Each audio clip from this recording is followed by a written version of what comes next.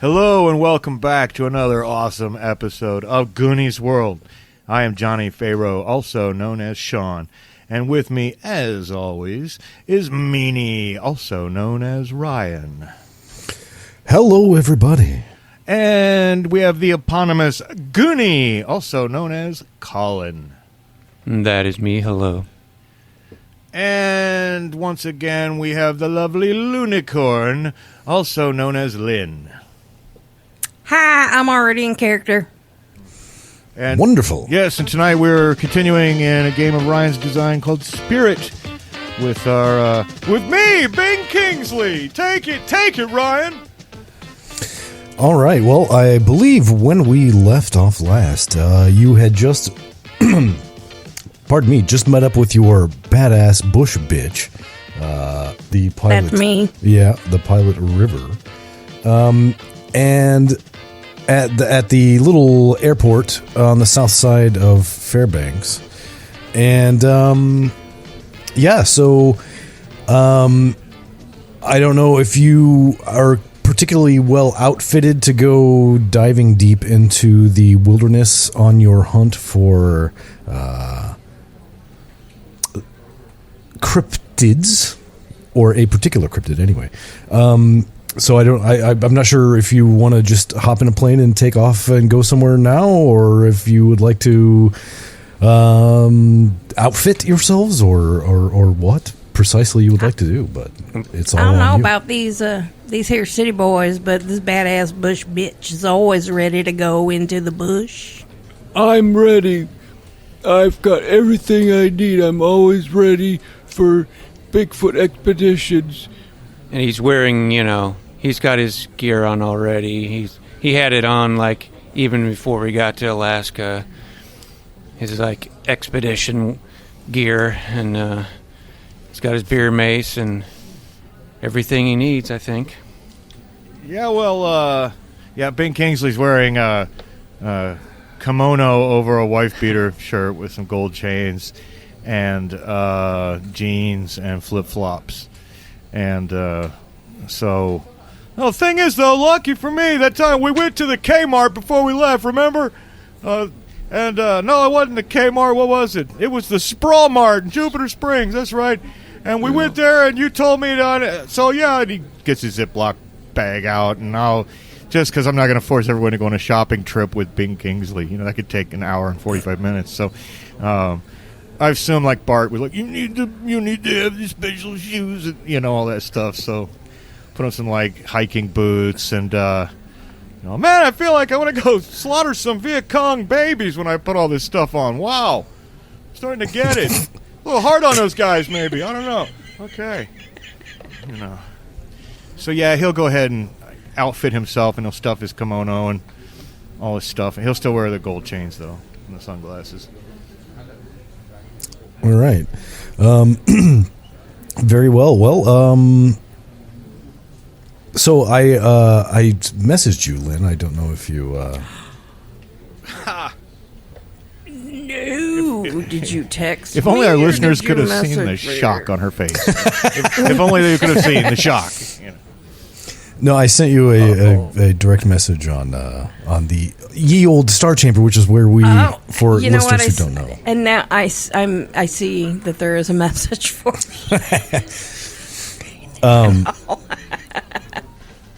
So yeah, there is, well, once Lynn has read this, there's basically you have one lead, or she has one lead, but that's kind of it, really. There are ways to get other leads, but it sounds like you're already ready to go, so perhaps you should just pursue the one thing that Lynn knows about, because she is an aviator and has seen it from the air. All right, yeah, I got a suggestion. I know about this place called Mound. It's only about 15-ish miles northeast around here. Remote village. Yeah. We could head up there. It's up next to a river. Not a named river, just just a little river. It's not very well known, but I've overflown it a couple of times, making food deliveries and whatnot. What is the importance of this site? Is there something, if there's been sightings there of something strange? Well, I can just Well, tell you. Basically, so and this is a fairly good distance away. Actually, it's so she has been flying occasionally, making deliveries of supplies to sort of remote Arctic villages and stuff. And there is one in particular called Anaktuvuk Pass, which is like a little 300-person remote village around the Arctic Circle, right? And having overflown, and there is an airport there, but having overflown it, and some about 15 miles north of there, just within the last couple months, this odd shape has appeared in a valley that she has seen as she's flown over it a few times. It's a sort of like it looks sort of like a mound or an artificial hill has been constructed or something. That might be like the site of Cahokia that I've been to in Illinois. Wait, you mean Jimmy Cahokia? You know Jimmy Cahokia? No, it's no. This is a mound that was built maybe by the Mississippi mound builder culture. Are they in with Leslie West and those guys from Mountain? I don't understand what you're saying. I can't believe these guys are even friends. I know, they're so completely different. I know. Yeah. Okay. Yeah. all right, so we can fly up there to that there airport up there, but then we're gonna have to hoof it from there, and some pretty serious hiking. You boys better be ready for some walking. Huh. Are you saying Yeah. we're going to have a lot of vigorous, repetitive action that I'll need a lot of energy for? Yes, All right, sir, I am. I'm going to go to the bathroom. I'll be right back in a few minutes. He's going to be doing some vigorous, repetitive action in the bathroom. Sounds like I it. heard that. I'm not even going to say what he does in the bathroom. He just comes out all like, "Woo! Let's go! I'm ready." Some kind of I'm uppers assuming or something. he's- Yeah, I think he snorted a line of coke, is what I think. yeah, but I kind of like the idea of uppers. It sounds more like esoteric and weird. You know, like got these like Right. red pills from some German chick. I don't know. Yeah, I should be good for about the next 37 hours. Yeah, so you'll be flying up there and apparently walking some 15 miles or so to this site. All right, so yeah, well, you head out of the little terminal there towards the hangar where you keep your plane stored, and you see the hangar door is already open, which is a little bit odd, and you see your plane. It's a little. This won't mean anything to most of you probably, but it's a little 4-seater Cessna 172 with the water landing skis on it, so that you can. And it's sitting there just as you would expect it to be, although the door shouldn't have been open, the overhead hangar door, and there's a man.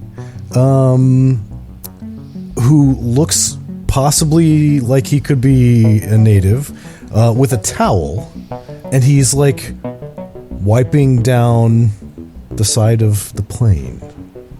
My plane? Yes. Excuse me, sir. Oh, Just hello. what you doing there with my plane? just making sure that it is ready for flight. He's a Boeing I see. Boeing employee. Boeing employee. No. I have failed to secure all the bolts in the door. Yeah. It will go flying off when you go. Topical But reference. no. Yeah. But no, he just says that he's making sure that it is ready for flight. Well, I ain't never seen you around here anywhere, and so what's up with that? You new or something? In a manner of speaking, I suppose you could say that. It was brought to my attention that you and your friends were going on a search. And I thought I should give you some information. Is he wearing plaid? He is not. Okay. He's wearing kind of like khaki colored coveralls. Kind of grease spattered. He looks like a mechanic or maintenance guy of some kind. Who was this brought to your attention by? Some friends of mine. You're being awful ambiguous. Well, yes. I don't want to say too much. I just want to make sure that your vehicle is properly... What's the word I'm looking for? Properly configured for flight. I understand that you will be seeking a creature. Is this correct? Who do you work for?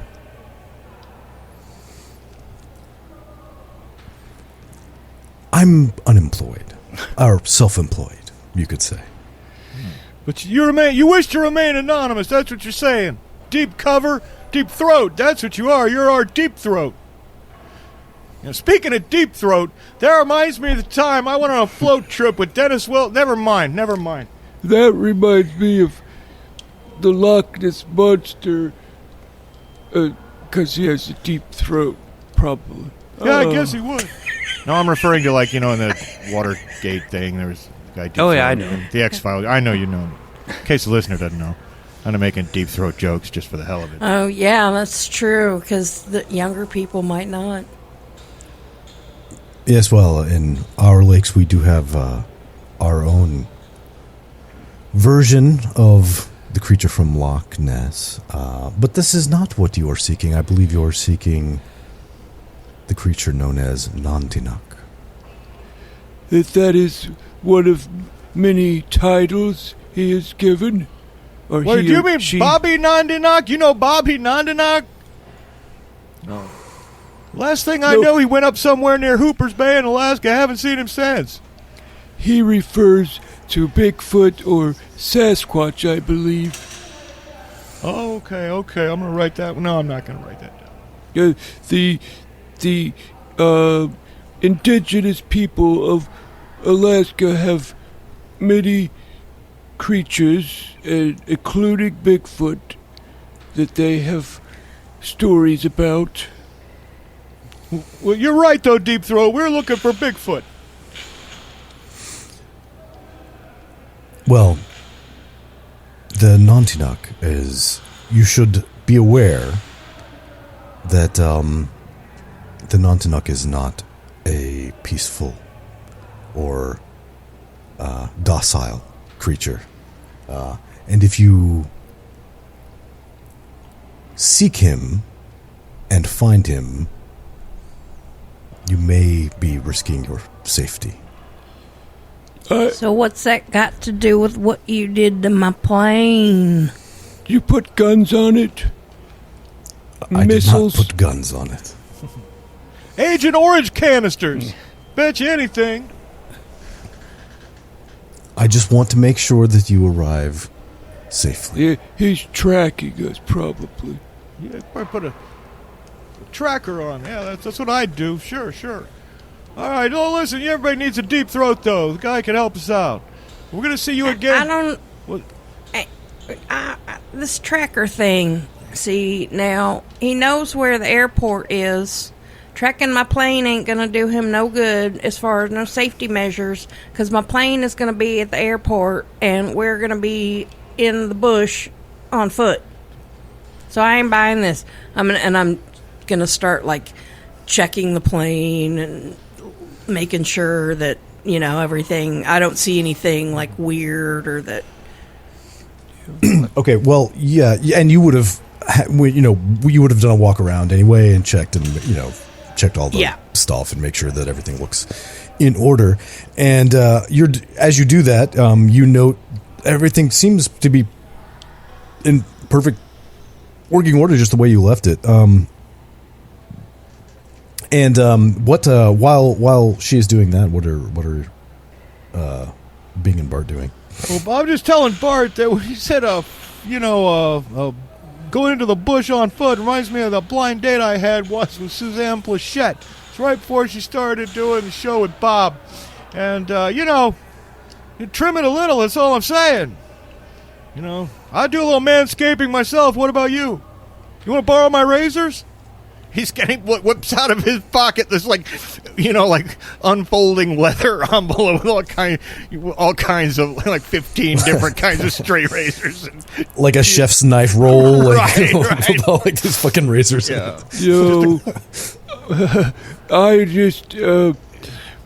I almost as hairy as Bigfoot.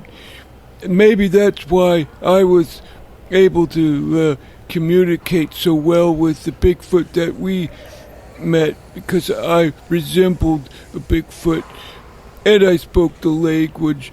And wouldn't it be funny if that Bigfoot was my girlfriend? Well, that's kind of what I was thinking at the time, but Can you imagine? Well, that Bigfoot we met was kind of it wasn't as dangerous as this mysterious deep throat fella says this other one is. So maybe this other one has that thing we've been looking for all these years. Bigfoot's penis. Maybe. But I think I could communicate with it. It won't be hostile. Well, I hope that you haven't been messing around with its girlfriend. Uh-oh. Yeah, maybe it's jealous of me. He's gonna smell her on your clothes. He always knows. No. Shout out to Scott Chafin. And that's the way it goes. That's the way it goes. Man. Not meaning no offense, Bart, and I don't want to get you all upset, but if this thing turns hostile, I will not hesitate to use my 357 on that mother. Can I cuss on the show? Yeah, fuck yeah. I've been doing it for so long. Get the fuck out of here. Yes, damn it, George, swear. Poo-poo words. I don't know why you would have invited me to join you guys if we couldn't, because it slips out. I don't even know it slips out half the time it does. I'm like, ooh. Yeah, guy just slipping out. It just slips out. I guess got to put it back. Anyway. Problem when you just use the tip. Anyway, so River has done a inspection of the plane, and everything seems to be perfectly fine. And you guys kind of had your little chit chat, and then you kind of look back up, and your mechanic friend has mysteriously disappeared. Well, I still think he was, even though he wasn't literally wearing plaid, I think he was a man in plaid. Yep. There's nothing wrong with a man in plaid. It's like I told Joe Namath. Joe, plaids. And look at him, his career's taken off. As far as danger... I'll tell you what, What's that? You go ahead now. No, I was just to say, he says this Bigfoot's dangerous. We don't have to be afraid. We've dealt with Bigfoot before. And I'm not afraid of danger either, because I've been bowling with Jim Brown and the Hells Angels in Texarkana. So I'm not afraid of anything. I already told you that whole bowling story, because, on account of you working the bowling alley.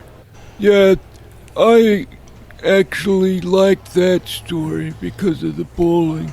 Well, she hasn't heard it yet. So, and 45 minutes later, unless you just shut him the fuck up or just get on the plane, he's going to still be telling the bowling story.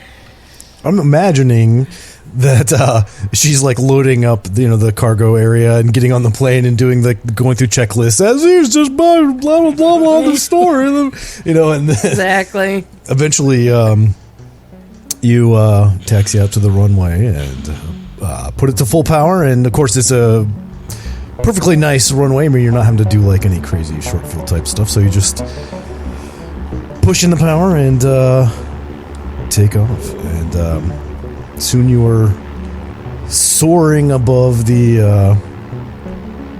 Alaskan wilderness, on your way to Anaktuvuk, which is going to be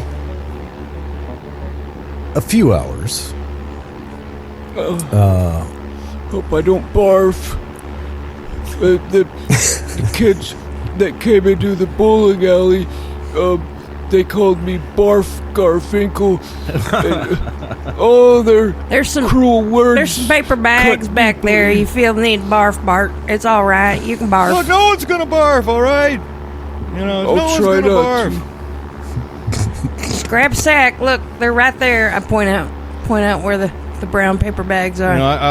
I know at least one of our listeners has a terrible vomit phobia, like a literal freak out if anyone vomits. So, any further vomit jokes? So we shouldn't make gagging and vomiting noises. Well, they should definitely not listen to the Goblin Quest. Yeah.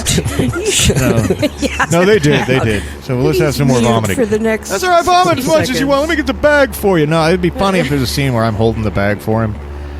And don't worry, I've been through this 1,000 times with Cass Elliot. There you go. There you go. Let it out. There you go. In fact, speaking of Cass Elliot, I saw a photo of that Owen Vanessa Elliot the other day, and I started thinking, it's at a party in '67. I think I might be her father too, when he's come to think of it. So, there you go. How many kids you got running around on this earth? I don't know, between me and Graham Nash, I think about half of Southern California.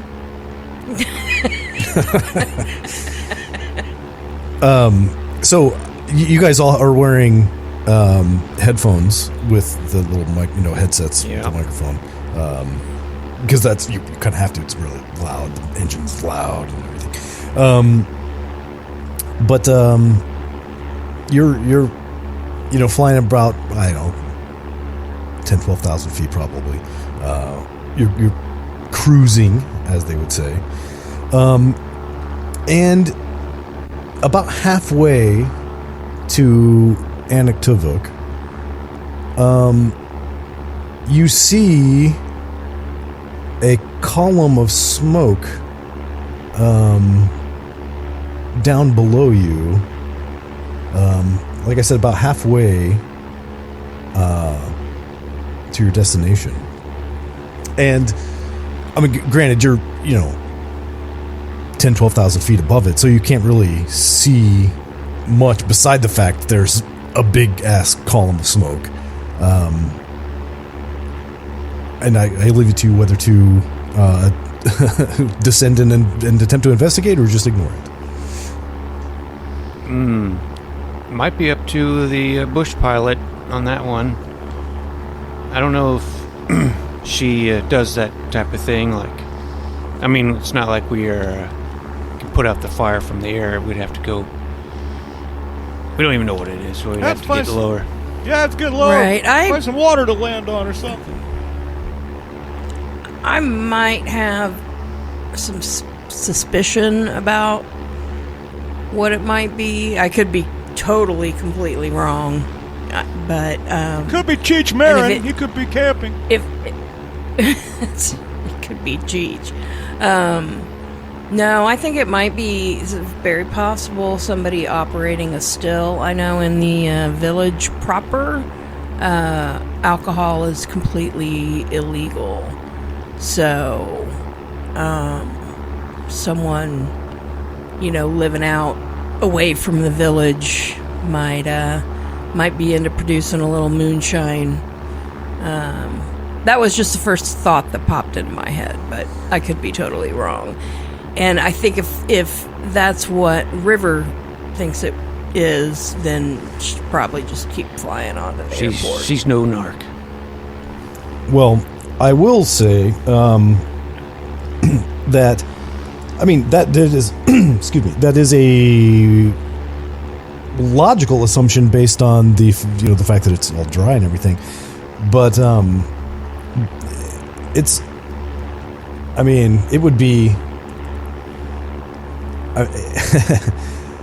That's the It's like wrong kind of smoke for a still, right? several hundred miles to. I mean, probably 300 miles to go, so it's pretty far out. So Long it's way to go to be making Wow. moonshine. It's like I told Andy Griffith Yeah. and Don Knotts on the Andy Griffith Show reunion. Too much moonshine's never a bad thing, but it's pretty far out. There is a. In fact, there are several large lakes in the area, which would potentially be suitable for landing within For landing. a couple miles hike. If you were interested, there's no obligation or anything, but just if you are sufficiently compelled. No, we should check it out. It's like a giant sandbox out here, right? We came here looking for adventure. We came here looking for strange things, looking for anomalies. I say that's one. Unless we get up there and it's Cheech Marin. Because I don't want to talk to that motherfucker because he owes me $40. Oh, I'd love to meet some Cheech or some Chong, either one. I heard them great guys. I know we'd have to, if I took a couple tokes, I'd probably have to take a nap before I got back in the cockpit. Yeah, well, but, Cheech is okay. Chong, he's got that Canadian attitude towards America. It's kind of condescending, And I'm no Eisenhower, but hey, it's my flag too, Anyway, long story though, I'm more of a patriot than people realize. well, if you all boys want to make a stop, we can make a stop. There's some nice lakes over there. Well, Then a couple miles wouldn't be too much of a hike. we can investigate it. It could be we could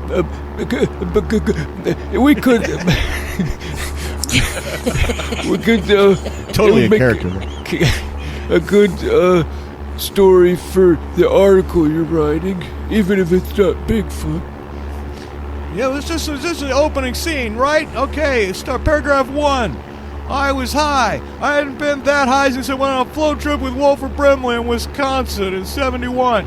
But, well, we'll high up in the air, right? High, you see where I'm going with that? No, let's check it out. It's a mysterious fire. Oh, I should have asked earlier and did not think to. Who's riding in the right seat in the front? I'm assuming Shotgun. that River's got the left seat. Okay. No, because Yeah. I was... Yeah, I guess he's in the back by himself. Well, I could have reached around and held the bag for him. Okay. Yeah, but Bing's probably the kind of guy who screams shotgun. Yeah. All right.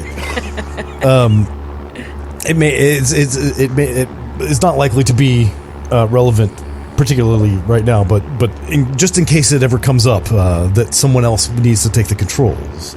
Hey, give me the keys. I'll fly. How hard can it be? So you make kind of a circling descent over one of these lakes, and there are several. There are just lakes everywhere. I mean, it's kind of like Minnesota. It's it's just like you can't throw a rock and not hit a lake practically, and mountains too, of course.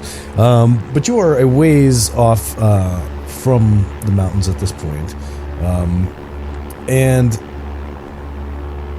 in sort of a plain almost. Well, you are in a plane, but I mean the AIN type.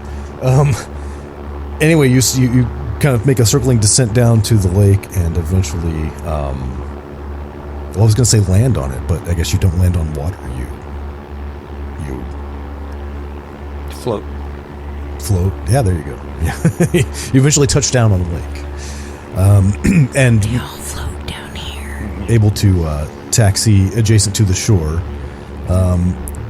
And you would, well, I guess you're just going to have to figure out, I mean, tie it off to a tree or something so it doesn't blow off into the middle of the lake so you have to go swimming after it. And from the ground here, you can see the smoke off in the distance through the forest. It's quite a pronounced, thick, black, inky column of smoke that's rising up and then kind of mushrooming out. So I That suppose don't look right. you'll begin walking in that direction. Could Through be the forest. somebody just burning some tires or something. Yeah, see, there's a lot of giant piles of tires 300 miles out into the wilderness. Well, they'd rather roll them out here than do it in secret so they don't get fined. Well, maybe if Bigfoot was bending two trees together, you know how they do, right? But they whipped apart so fast that it started to spark, and that just caught a pine cone on fire. Then before you know it, the whole thing's on fire. It's like I told Jack Cassidy, you gotta watch it with the burning cigarettes. It's highly unlikely. It does seem a little far-fetched to me, too, Bart. I gotta agree with you. Well, only one way to find out, right? Let's go.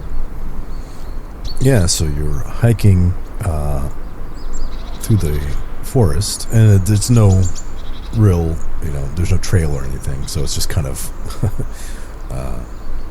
pushing your way through overgrowth, of which there is not a ton, fortunately, because it is Alaska after all, but it is also summer.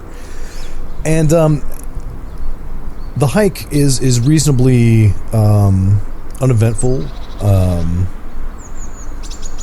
It takes probably about 2 hours, to be honest, just because it's kind of slow going. And you occasionally hear, wildlife noises and things that aren't immediately necessarily identifiable, but nothing super close. But after a couple hours, you begin to you can actually smell. You begin to smell the kind of smoke, and it's kind of unpleasant and acrid and almost acidic. It almost like burns your nose, and you can't even see anything yet, but you must be getting close because you can now smell it. But as soon as you begin to be able to smell it, and you continue walking in the direction towards the smoke, everybody make a strength test. Or 45 or less. Ooh. 9. Oh, I got a 10. Wow, that's wow. Got a 10. I'm right behind you. Yeah. 5. Oh, my good. Damn. It's a sexy roll right there. Yeah, we're on percentiles, so we're all happy. Yeah, well, so you all begin to kind of feel a little disconcerted, a little dizzy, but you all manage to shake it off. And you then walk just a couple more minutes after this sort of sensation, and you see something.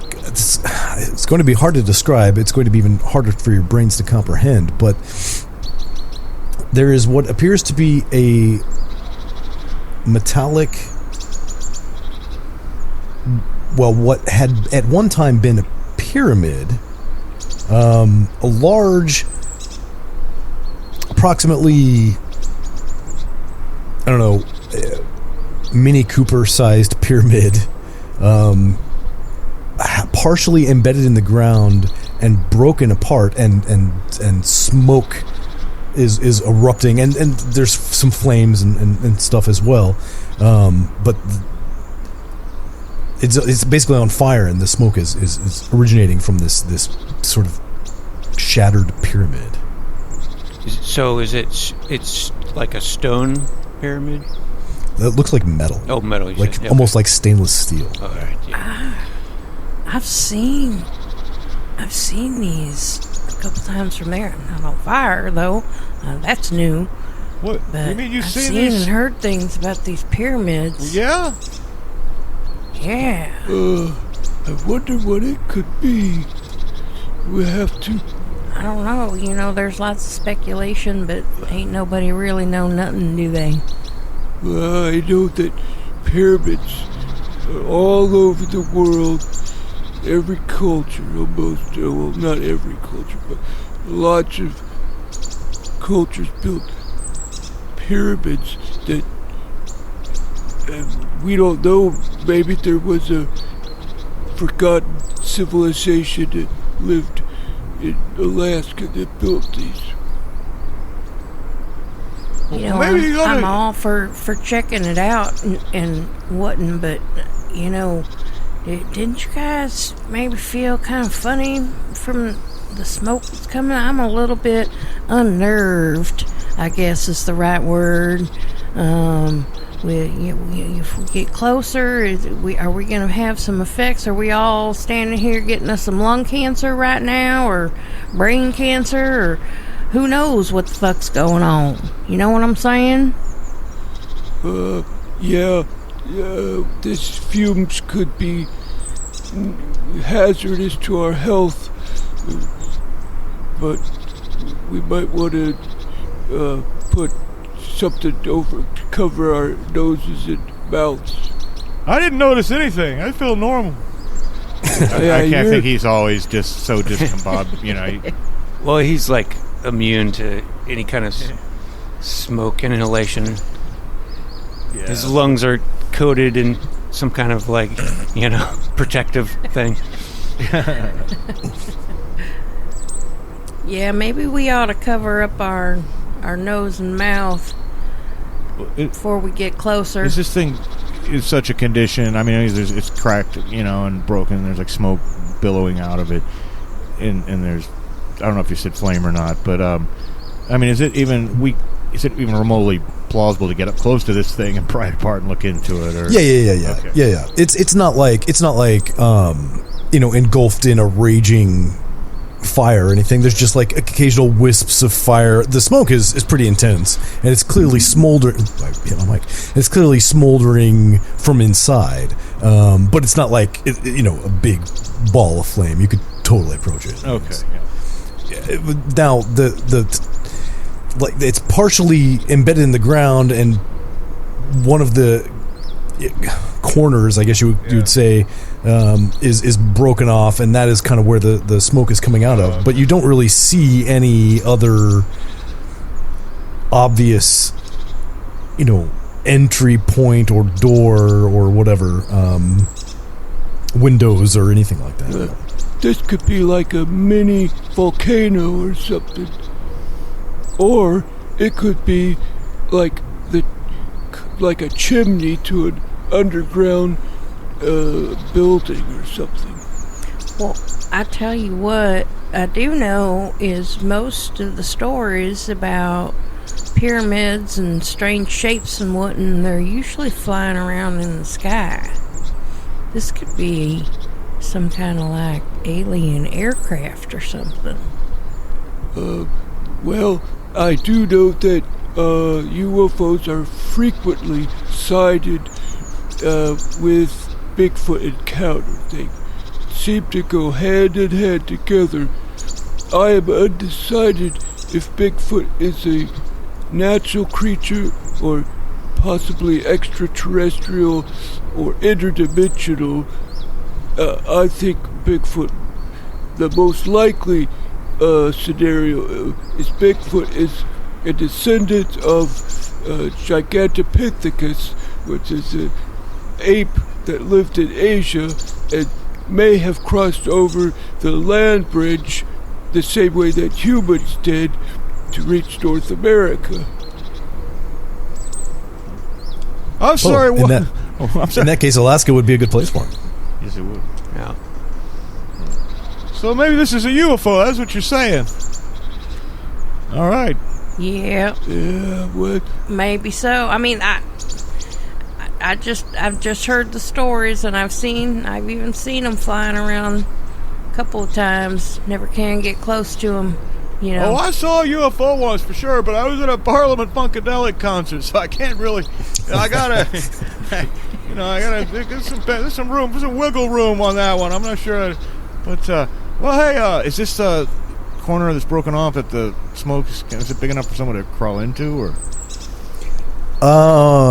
Yeah, just about big enough to crawl into. I mean, it would be a little bit uncomfortable because of the smoke, Right? and you'd have to really. But yeah, somebody could climb up there and kind of crawl into it if they were so inclined. Bart might be a little big to do that. Yeah. I would recommend climbing into that, but maybe we could. I would have maybe throw something in it and see what happens. Throw a rock into it.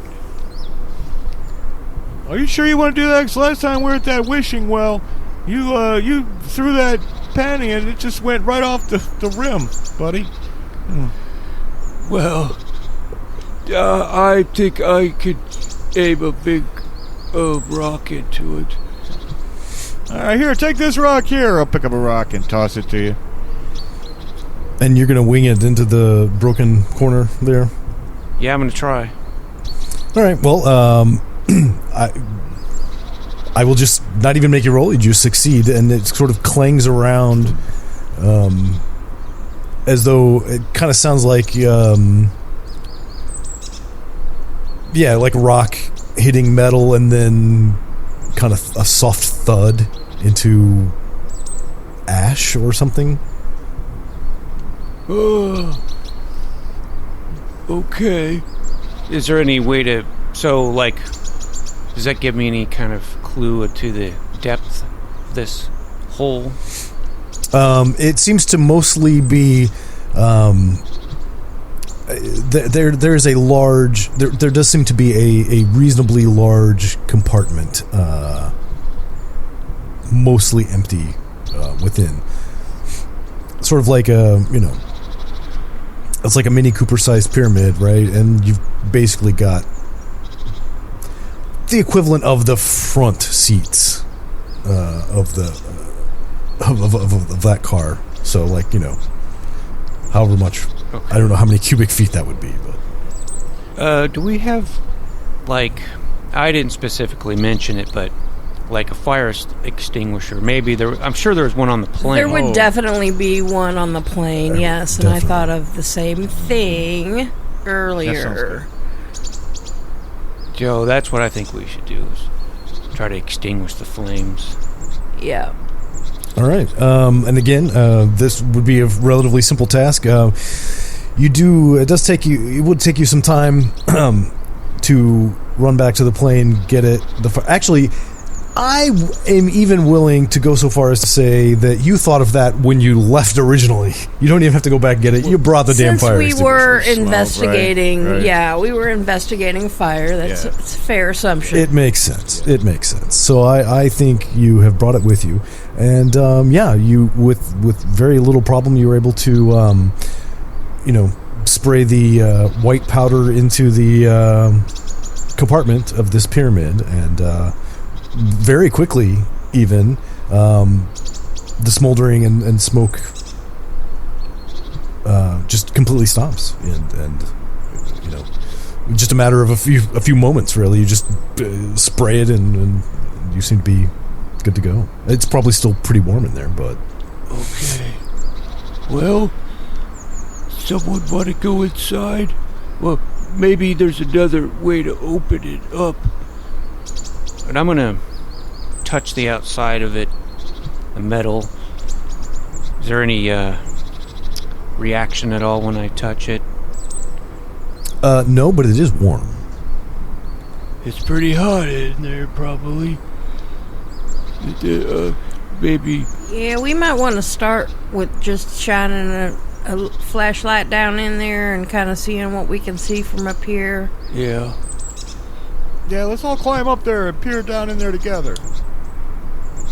All right. Okay. All right. Well, you kind of awkwardly all managed to climb up atop this thing and shine a light down into it.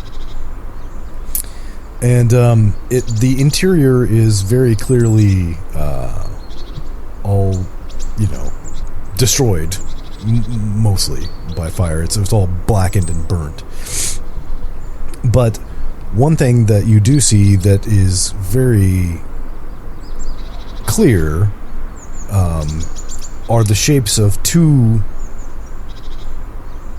seats. They look like chairs with these burnt corpses seated at them.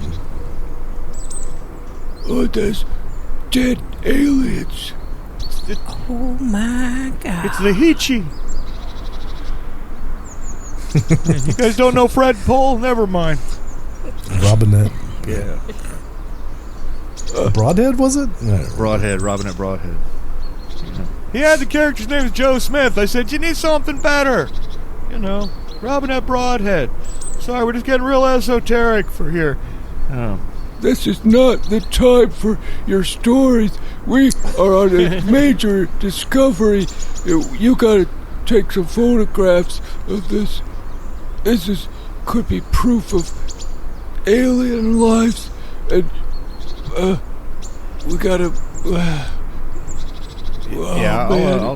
Well, first you said there's bodies. I mean, could they be human body? Are they obviously inhuman? No, they're not obviously inhuman. Okay. They, in fact, look very human. Okay. Which probably got here some kind of, military experimentation with.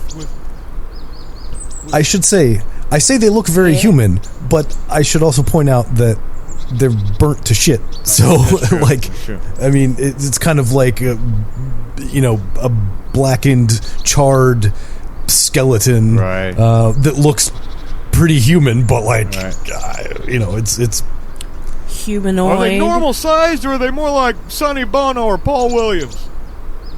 It's kind of hard to tell when they're all seated, but if you wanted to do a quick analysis of approximate height, they do appear taller than normal, or taller than average anyway, which would be unusual for example, like a test pilot in a military setting. They tend to be shorter, or like astronauts tend to be shorter so they can fit into. Right. But these guys, these folks look larger than average. Could be Alphans, Alphans, the Nordic aliens. Yeah, they could be the tall blondes. We better. Can we pull them out from up here? Reach down and pull them out. Yes, you can attempt to do so. And when you attempt to do so, it becomes clear that they have been restrained into these seats by restraints that have then been melded into their being. So you're going to have to, by the fire, obviously. So you're going to have to sort of cut them loose and then drag them out. But you can do that. And when you do... they look like especially after once you basically have them out, both of them lying on the ground at this point, and probably somebody's arm comes off.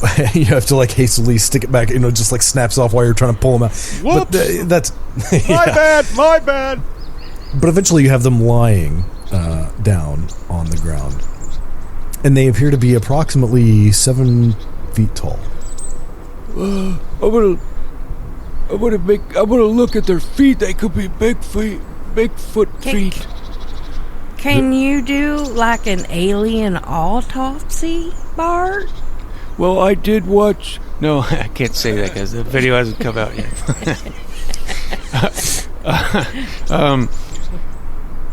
Yes, I can do a post-mortem autopsy. Yeah, you could. I'm trained.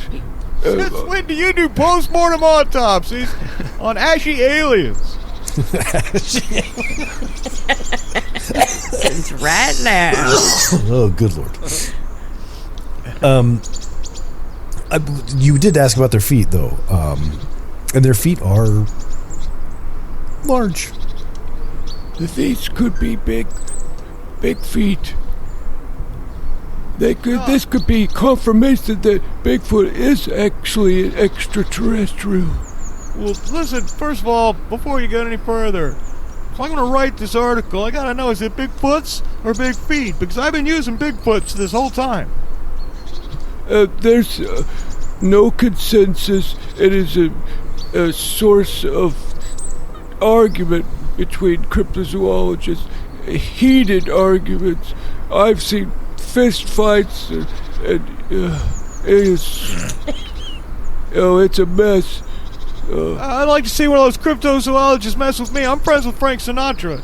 No one fist fights me. All right. Well, hey, seriously though, there could be the connection there. You're right. These are pretty big feet. And I was like taking some pictures of the big feet. Like give me that tape measure. Get a picture of Bart like next to the feet. Looking awkwardly at the camera, pointing at the tape measure. Yeah. I have to assume that Bart has and brought one of those little plaster molds of like the Bigfoot feet from it. He's like comparing it to him. It's, and quite comparable. You would say you would call it a match. I keep picturing all these pictures that he's taken. Like later on, in like the closing credits to the movie, they have the montage sequence of all the candid photos, that Bing has taken throughout the trip, and they're like funny shots of. Bart looking confused, walking out of the bathroom. All kinds of funny things. With River flipping off the camera. I guess. But well, we definitely. It's too bad we can't really get these guys out of here, though. It's going to happen to our proof. Photos can be doctored. It's the first thing they're going to say. That's the first thing I said to you. We can take one of them. We can take one of them. We could take one and have Bart do his post-mortem there, and if he's not comfortable with post-mortem, I got lots of hunting skills. I mean, I know how to skin and dress a deer and do all that, so I don't see why it'd be any different here. Just to be clear, there we could take one of them with us. That's what I say. You're saying that Bart's gonna sit in the back seat with the ashy alien. Yep, that's what I'm saying. Well, we could fit at least one in the back of the plane. We've got to have the evidence. But get the one I didn't break the arm off. Yeah, we've got to document everything. We got to carry this ashy alien for 2 hours without breaking it. Well, you begin. It's going to be a long walk with this guy, but you begin, putting him in a bag or something. I don't know. Well, I think I have an idea. We can get I've got my little, zipper baggy thing, still on my shoulder. So I'll take out the kimono, and now hang on here. You take this big stick here. You put that through this sleeve and down into the pocket, right? Get it in there nice and tight. Okay. Don't worry, we had to do this once, taking Carrie Fisher out of a party at Belushi's house. I want to put so make a stretcher out of the kimono, then make it a little bit easier, so me and Bart can each grab an end. I thought we were doing like a weekend at Bigfoot's or something where. Well, you're in the middle of constructing the stretcher and telling a story about a party at John Belushi's house, apparently, and before you've even managed to complete it and get this thing on the stretcher, from deeper in the woods, not the direction of the lake where you landed, but deeper into the woods, you hear the most inhuman, skin-curdling scream. I would make a scream that would resemble it, but I don't even think I can. It's this high-pitched, animalistic, yowling, that just sounds so angry. And it sounds that doesn't sound good. Pretty close Reckon we ought to just get the fuck out of here then? He might, yeah, maybe. This is gonna slow us down dragging this thing. I'm gonna get out my bear mace. And as you're saying that, you hear thump, thump, thump, thump, thump, like coming towards you from deeper in the woods where the scream originated from. And you begin to, just through the trees, you can see this large, approximately 7 to 8 foot tall shape, shadowy shape, like tromping towards you through the trees. It's Wilt Chamberlain. Oh wait, no. It's a Bigfoot. He's angry. I don't know if I can calm him down. Hey, you thought you were the Bigfoot expert. I thought you said you could talk to him. I'm gonna start making his grunting language that he thinks he knows. Tell him I said hi.